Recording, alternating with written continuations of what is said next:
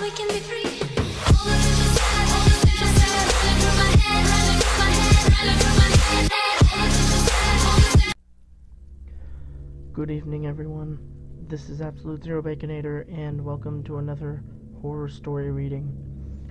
This episode, or this story in particular, is called The Ghost Brother.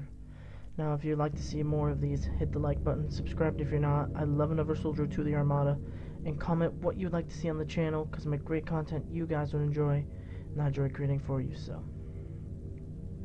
Now we begin the reading. My house was built in 1904. It's a single-family home, wood frame setting on a concrete block foundation. I've been living there for about 12 years.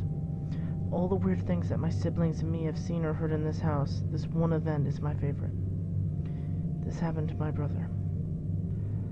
About 10 years ago, my brother and his best friend had started a garage band, playing mostly Spanish rock, alternative music, but in Spanish. His friends could only get together on Sunday afternoons. They would practice into the early evening, and they would usually call it quits by 8. This was the time I usually showed up and went to bed, because I worked the graveyard shift. This happened in late fall, so the days were getting shorter. They had just finished a long session when the decision to head to someone else's house came about.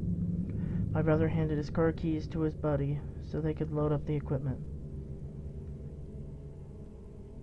Everyone had filed out of the basement, but the tricky part was that they needed to walk all the way to the back of the basement, up the back stairs, through the kitchen doorway, down the hall, into the living room, and out in the front porch. Everyone was outside sitting in my brother's truck waiting for him.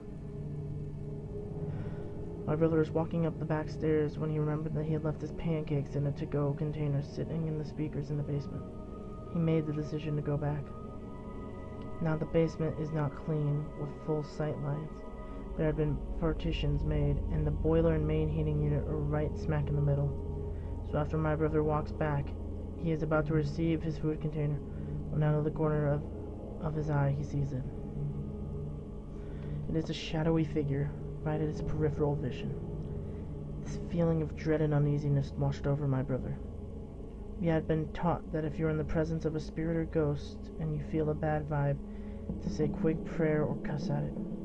My brother chose the latter. He basically just told it, "Hey, fuck you. I don't have time for this shit."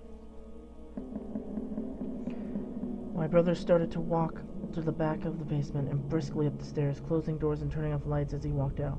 The last light switch is on the opposite side of the front door. Luckily, the door was open, and the light from the street lamp was flooding the living room with its amber light. My brother said he felt something at his back, but at no point did he turn around. As he flicked the last switch, the living room went dark, as did the rest of the house. As he stepped out, he pulled on the door, closing it behind him. Still holding his food container in one hand, he jogged down the few porch steps. He walked towards the front gate. Our house resides far from the main street, essentially having a large front yard, but no rear garage.